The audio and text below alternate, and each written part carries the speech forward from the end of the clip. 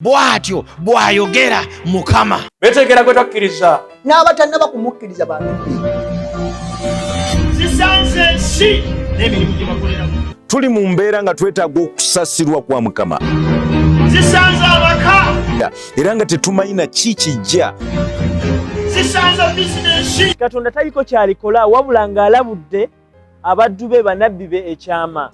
Wulira ggwe eggulu, tega okutu eri ensi kubanga Mukama ayogedde. Bw'atyo bw'ayogera Mukama, Katonda azze okwogera na bulamu bwo.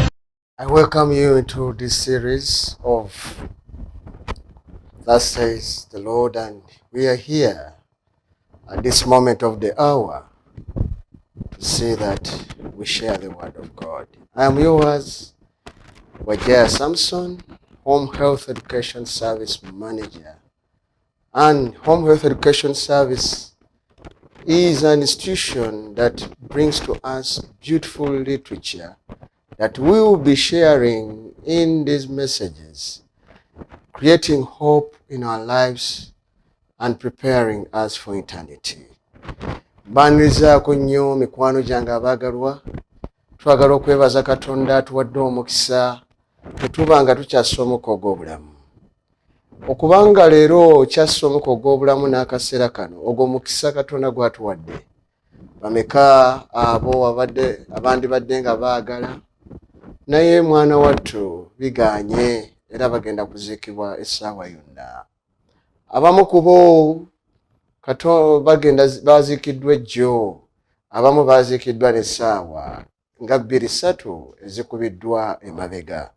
N'olwekyo obulamu bw'olina mukwano gwange nsaba tutwale nga ekyomuwendo, ekintu ekikulu ekitalina kuzanyizibwamu.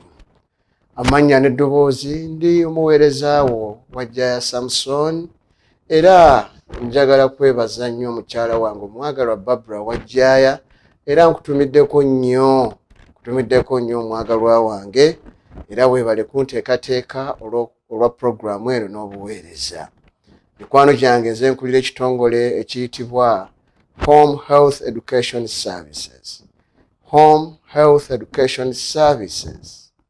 Ekitongole kino kikwasaganya okuleeta amawulire amalungi okuyita mu biwandiikiddwa ebitabo n'empapula eri mu maka gaffe nga bitukubiriza okubeera n'amaka amalungi n'obulamu obulungi n'ebyenjigiriza ebirungi ebituteekateeka olw'obulamu obutaggwaawo obw'omu ggulu n'ensi empya.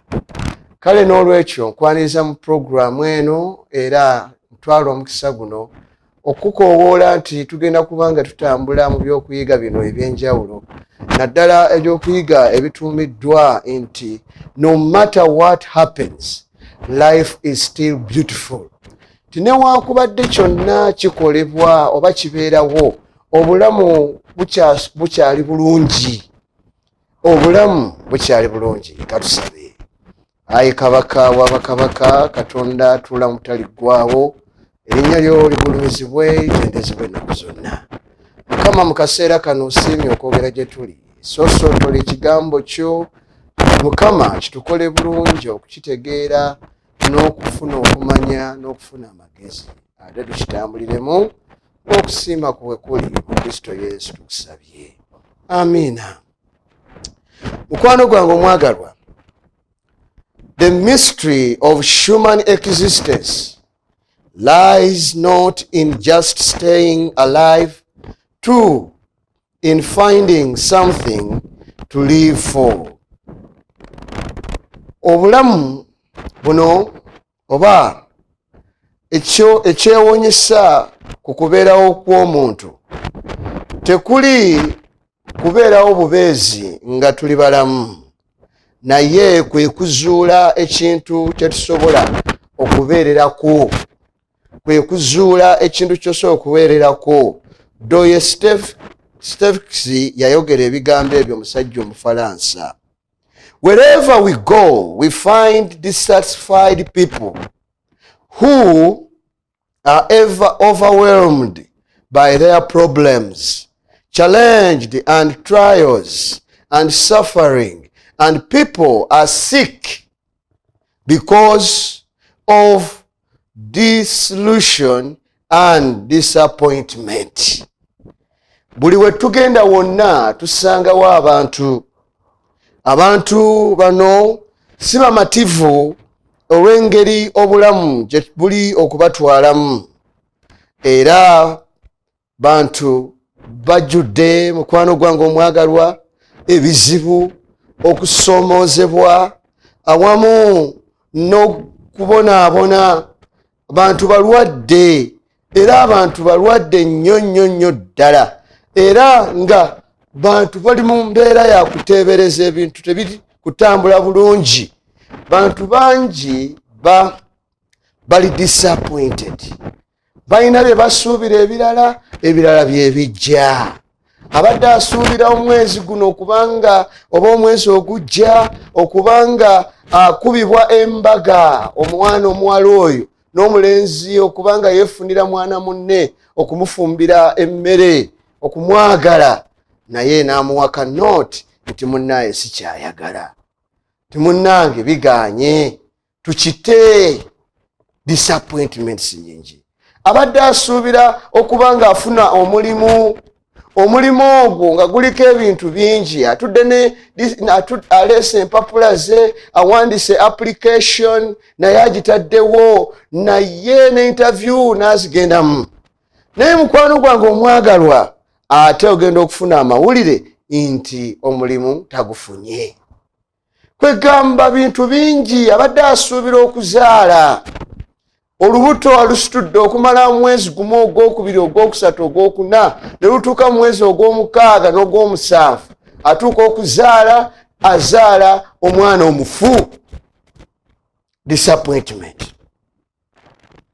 Kale n'olwekyo disappointment ziri buli wamu wonna. Buli omu alina sitoole ye eya disappointment. Olw'ebyo byali asuubira naye nga biganye okutuukirira nga bwe kigwanidde. Mukwano gwange omwagalwa, it seems that there are fewer and fewer happy people in the world. Wotunuulira abantu mu nsi abasinga bantu batono nnyo ddala abasanyufu. Twagala okuzuula abantu abo abatonotono abo abasanyufu, lwaki basanyufu? Kyetwagala okuzuula mukwano gwange omwagalwa. Kyova olaba Home Health Education Service ekuleetera ekitabo kino ekiyitibwa No Matter What Happens, Life is Still Beautiful. Tinewankubadde byonna bibeerawo, naye obulamu bukyali bulungi. Kankutegeeze, tukyasobola okunyumirwa obulamu buno mu bbanga ettono n'emyaka ettono Katonda lyatuwadde. Byebyokuyiga bye tugenda okubanga tuyiga mwana wa Katonda ali okulaba n'okuwulira ebigambo bino. Even though many people try to smile, lo, many barely have all expression of cold indifference. Tinewankubadde oyinza okusinkana owooluganda oba omuntu n'ateekako akamwenyumwenyu naye nga munda muli alina ebiwundu bingi nnyo ebiri okuyiika omusaayi. In the privacy of their being they express the drama of that lady who told the doctor, please doctor, give me something to raise my spirit, to raise my life. I don't know what is happening to me, but I am always depressed. I want to feel like living. Era nja kutegeeza mukwano gwange omwagalwa, munda mu mutima bali kwogerera wamu ng'omukyalo ono ali okulaba omuzannyo mu bulamu bwe, era n'atuuka n'abuuza omusawo, n'agamba omusawo, mpaayo ekintu ekinandeetera okubeera omulamu. Bayibuli weba eyogera ku mwoyo eba eyogera ku bulamu, mu mwoyo gwange, mu bulamu bwange. Era n'agenda mu maaso n'amugamba nti buli kaseera ndi mwenyamivu, buli kaseera ndi mweraliikirivu, buli kaseera ndi mu mbeera ya kunakuwala. Lwaki mukwano gwange? Njagala nfuneyo ekintu ekiyinza okumpaayo essuubi ate n'obulamu obulungi. Toseguka, ekyo ekintu ekyo kyennyini kye tugenda okuba nga tuzuula nga tuyiga ku nsonga eno. No matter what happens, life is still beautiful. Newankubadde nga waliwo bingi ebigenda mu maaso mu bulamu bwo, naye obulamu osobola okubwagala era obulamu ne bubeera bulungi. Mukwano gwange omwagalwa ampuliriza. No matter what happens, life is inappropriate. Yes, life is inappropriate. Is an appropriate answer on these things. With these messages that are written in this book, brothers and sisters, and the messages that we are going to be sharing with you on these presentations, I want to assure you that there will be a difference in your lives. Tinewankubadde mukwano gwange omwagalwa nti obulamu bukaluba, obulamu bulina okusomoozebwa kungi, amaka gatusobedde, abaana ennaku zino bizibu, bassebo ne bannyabo abamu bagenze ku ssomero, abamu tebannaba kudda ku ssomero, kwegamba omuzadde ali awo abikubaganyamu ebirowoozo ku mulimu biganye, tebiri kutambula nga weebiri, amabanja gatumalawo. Mukwano gwange omwagalwa, weewola wano noweewola wali, n'olowooza nti ojja gattagatta, naye ate oluvannyuma lwa byonna ne gakuyitirirako. Noweebuuza, ye ffe twakola ki? Ffe twalya ki? Ffe abatasobola kubaako okweterekera ku kye tweterekera ne tukola ku ebyo ne tuba tetuli mu mbeera ezifaana bwe zityo. Njagala kutegeeza mukwano gwange omwagalwa ti newankubadde oyita mu mbeera efaanana bw'etyo, embeera erabika nga enyigiriza, embeera etalina mirembe, etalina ssanyu, obulamu busobola okuba nga buwoomerera era ne tusanyukira mu bulamu obufaana bwe butyo mu nseene y'ekibi Katonda alina obuddukiro bwe yatuteekerawo. That's why I want us to read together with me in this book called The Clear Word. The Clear Word is a Bible. And if you want this Bible called The Clear Word, I want to tell you, you can text us through the numbers that are running on your screen and make your order so that you will have your own Bible and this book called No Matter What Happens, Life is Still Beautiful. Or you can call on 0775 316989 or 707 536989. Nga twagala okusoma ku Bayibuli eno eriko eyitibwa Bayibuli The Clear Word, ekigambo ekitegeerekeka obulungi. Bayibuli eno tugirina mu Home Health Education Service. Nabagambye nti Home Health Education Service yetutuusaako ebiwandiiko ebikwatagana ku bulamu, ebikwatagana ku by'amaka, ebikwatagana ku by'abaana, ebikwatagana ku by'abavubuka, n'ebyo byonna ebyetaagisibwa okubeera omuntu ajjudde ateekebwateekebwa olw'obulamu obutaggwaawo obw'omu ggulu ate ne mu nsi empya Katonda gy'ateekera. Katusomeko. Let us read in the book of Psalms chapter 23. Psalms chapter 23, the Lord speaks and says these great words to you and me. These words are very, very important. We are going to read from verse 1 up to verse 2, up to verse 4. Psalms 23, verse 1 up to verse 4 says these words. Verse 1 up to verse 4. Psalms 23, I dedicate this message in a special way to my dear beautiful wife. Obubaka buno mbuwonze mu ngeri enjawulo eri mukwano gwange omwagalwa ansula mu kifuba mukyala wange omwagalwa Barbara. Psalms 23 agamba bw'ati. Psalms 23 verse 1. Verse 1 to verse 4, it says, The Lord is my shepherd. I have everything I need. He lets me lie down in the green meadows. He leads me beside quiet waters. He restores the strength of my soul. He guides me along path of righteousness. Inti Mukama Katonda ye musumba wange, seetaagenga angalamiza ku muddo omuto, akulembera n'atwala ku mazzi amateefu, akomyawo amaanyi mu mmeeme yange, era anuŋŋamya mu makubo ag'obutuukirivu. Singa ebigambo bino tubitwala ng'ekikulu ne tubikola mu bulamu bwaffe, njala kutegeeza bijja tuweesa obulamu obulungi. Olwokuna kyava agamba nti, even when I walk through a valley of rightful shadows, facing death, I will fear no evil, because you are with me. Your rod and staff comfort me. You spread out a banquet for me in the presence of my enemies. You anoint my head with drops of oil. My heart overflows with gratitude. Tinewankubadde ntambulira mu kisiikirize eky'okufa, siityenga balabe bange. Katonda akakasa ebigambo ebyo ky'ova olaba mu Yokaana in John chapter 14 verse 1. Jesus tells the disciples and you and me, comforting them, telling them that don't worry. Why do you worry? Believe in God and also believe in me. I'm going to prepare for you places in heaven.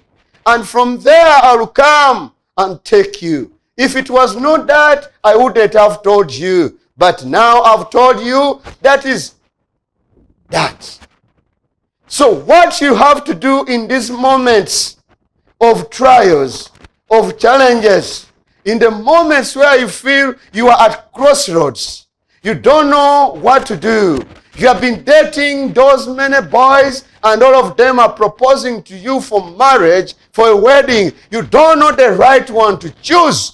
You have to go to the Lord in prayer, in fasting, in studying His Word, and the Lord will guide you. Amidst all, and there will be beauty of life to you. Mukwano gwange omwagalwa, njagala kutegeeza nti kaakano oli mu masaŋŋanzira. Tomanyi kiri kuddako enkya. Tomanyi ky'ogenda kulya n'essaawa eziddako. Tomanyi ky'ogenda kwambala. Olyawo engoye zonna zaafuuka nziina.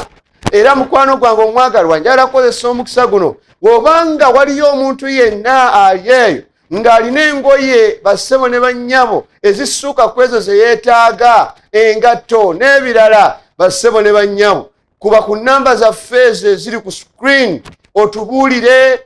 Mukwano gwange n'ennamba yange bajja kugibategeeza era mujja gifuna.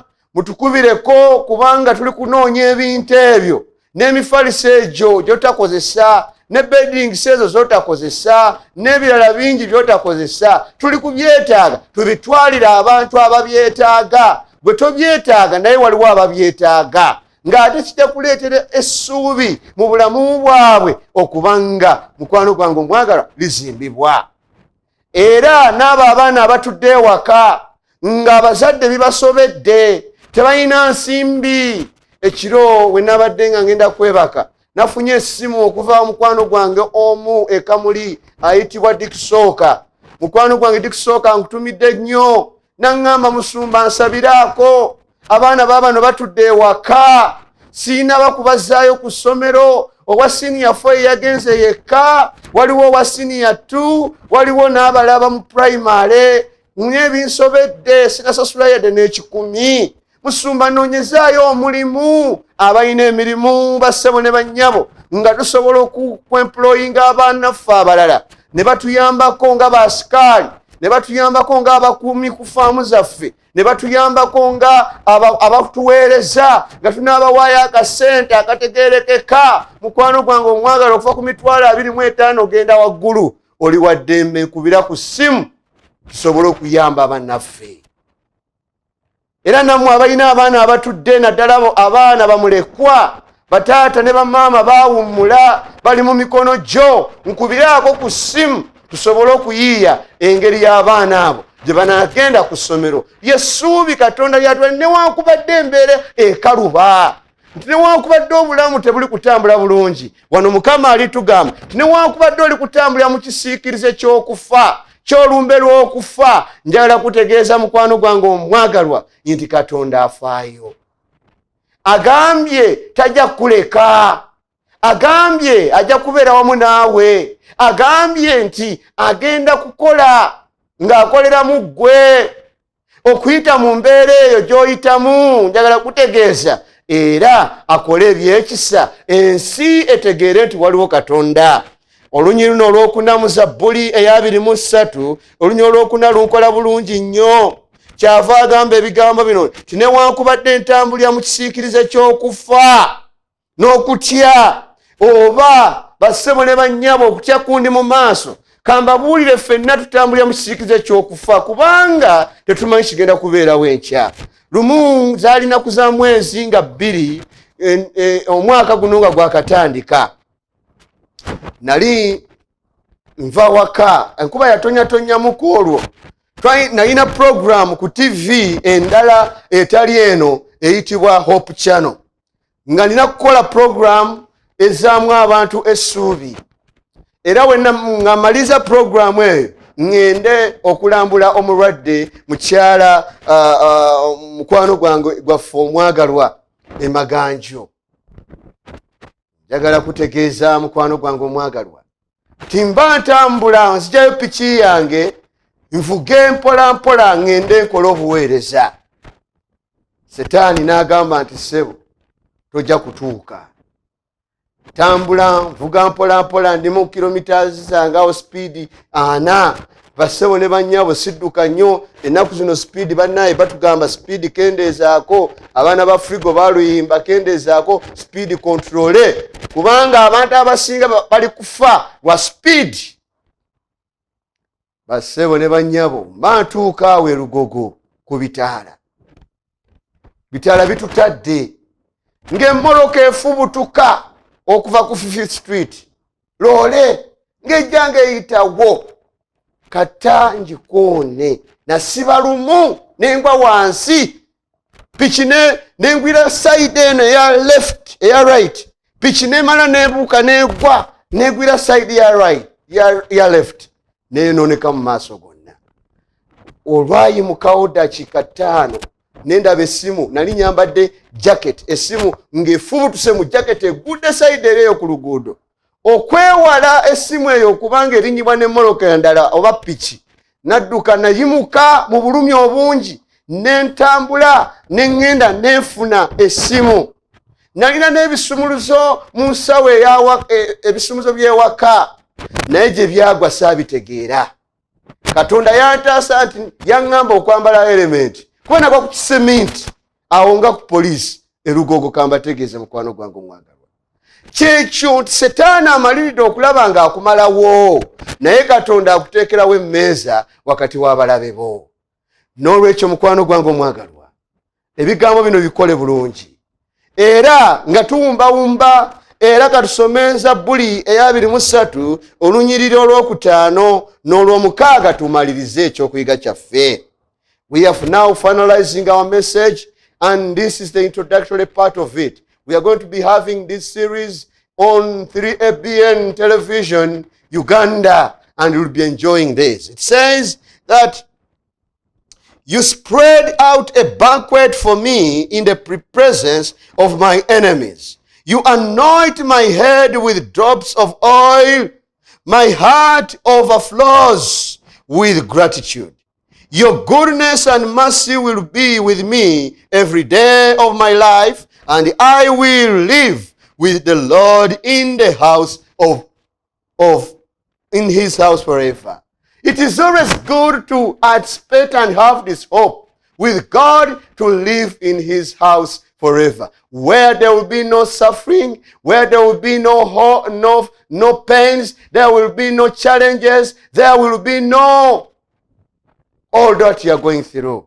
Mukwano gwange omwagalwa malirira atugamba mu lunyiriri omusuula 4:23 n'olunyiriri olw'okutaano n'olw'omukaaga nti anteekerawo emmeeza mu maaso g'abalabe bange, nti abalabe nga bandoowoleza okukola obubi, Mukama anteekerawo emmeeza okuntaasa, ate emmeeza eriko ebyokulya ebisanyusa ebyegombesa. Era takomaawo, naye asiiga amafuta ku mutwe gwange. Ekigambo kino abalunzi bakimanyi nti waliwo ebiseera nga bali ku ttale eyo ebibuka bimanyi okujja ne biyingira mu ndiga naddala ku mutwe ne birya ne bitandika okuleetera endiga okubeera n'ebiwundu. Kaakati amafuta ago agasiigibwamu mu biwundu ku mutwe, Katonda yagatusiiga ebiwundu ebyo biwone. N'olwaleero nnangirira era nga nsaba Katonda akuwonye ebiwundu ebyo ebiri okubanga biri kutulula omusaayi ebiri ku mutwe gwo, mu mutima gwo. Mukwano gwange, yekka yasobola. Samusoni sisobola, omusitaala musumba tasobola, oyo sikalidinaali tabisobola, oyo omusumba simanyani tabisobola, kaabe musumba bugingo tabisobola. Kangera kutegeeza mukwano gwange omwagala obaani yenna, Katonda yekka yabisobola okubinaazaako, okuyiwamu amafuta ago agawonya, ate ng'akikola mu Kristo Yesu. N'olwekyo mukwano gwange omwagalwa, nti obulungi bwa Katonda n'ekisa kye byebeerenga wamu naawe ennaku zonna ez'obulamu bwo, era obeere wamu ne Katonda ng'osanyukira mu nnyumba ye. Tewali kintu kisinga kubeera kirungi ng'okubeera mu nnyumba awamu ne Katonda. Ate mwana wattu n'okusingira ddala mu ggulu, mu nnyumba eyo gy'olimu Katonda ayagala kubeera wamu naawe. Muyite abeere mu bulamu bwo, mu bulamu bw'amaka go, mu bulamu bw'abaana bo, mu bulamu bwa bizinesi yo, mu bulamu bwa community yammwe, na mu bulamu bwa buli muntu yenna. Tujja kulaba enjawulo nti ddala Katonda waali wakati mu matiga g'okufa, wakati mu matiga g'okusoomoozebwa, wakati mu matiga g'okubulwa ezzadde. Mukwano gwange, obulamu bubeera bulungi era bweyongera ogenda mu maaso. Katusabe. Let's pray. Eternal God, our Father, King of glory, you have spoken to us at this moment. Continue to energize us and meet that woman and men and the children at the points of need. Address, be with them. May your joy and your beauty be with them in all for your glory. In Jesus' name we pray. Amen. Amen. Amen. Come out. God bless you. God be with you. And God guide you through all. I remain Pastor Wajaya Samson. And you can reach me on 0775 316989 or 0753 60 1557. On TikTok, in the same names, you can get us. At the same time, also on YouTube, Avento Ministries, Avento Productions, for our messages to enjoy. Thank you.